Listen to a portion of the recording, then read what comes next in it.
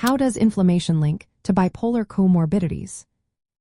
Imagine your body's immune system as a busy security team that responds to threats like infections or injuries. In bipolar disorder, this security system often stays on high alert, leading to a state called chronic low-grade inflammation. This ongoing inflammation involves molecules known as cytokines, which are like messengers that tell the immune system how to respond. In people with bipolar disorder, levels of certain cytokines such as tumor necrosis factor alpha, interleukin-6, and interleukin-1 beta tend to be elevated. These molecules don't just stay in the immune system. They can influence brain function and mood regulation, making symptoms worse and increasing the risk for other health issues related to inflammation. One way inflammation affects bipolar disorder is through immune dysregulation. When the immune system is out of balance, it can interfere with neurotransmitters like serotonin and dopamine, which are chemicals in the brain that help control mood. This disruption can lead to the mood swings, depression, and mania seen in bipolar disorder. Additionally, inflammation can cause oxidative stress, which damages cells, including those in the brain.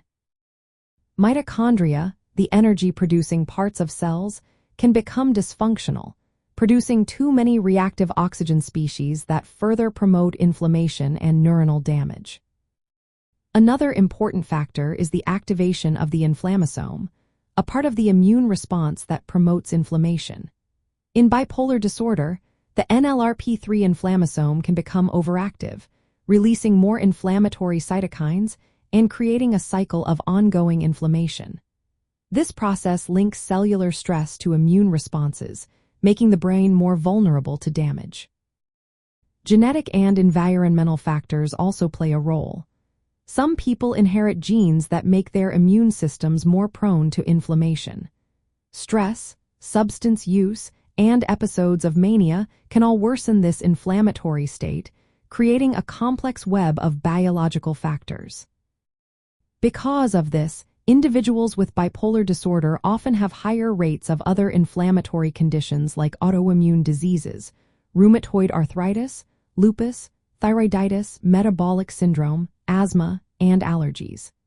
These conditions share common inflammatory pathways, suggesting they may have a shared biological basis. Within the brain, immune cells called microglia become activated in bipolar disorder. When microglia are overactive, they releases inflammatory cytokines that can harm neurons and disrupt neuroplasticity, which is the brain's ability to adapt and change.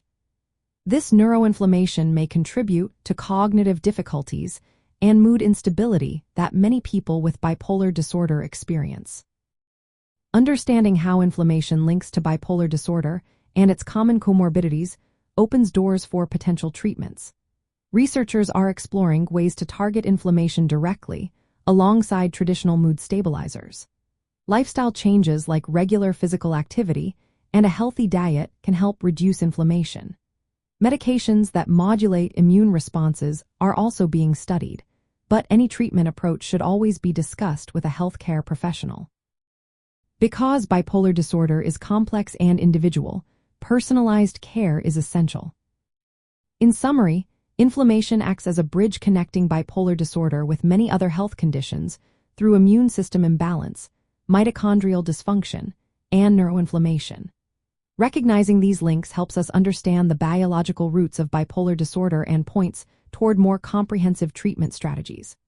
Always consult healthcare providers for personalized advice, as each person's experience with bipolar disorder and inflammation can be different.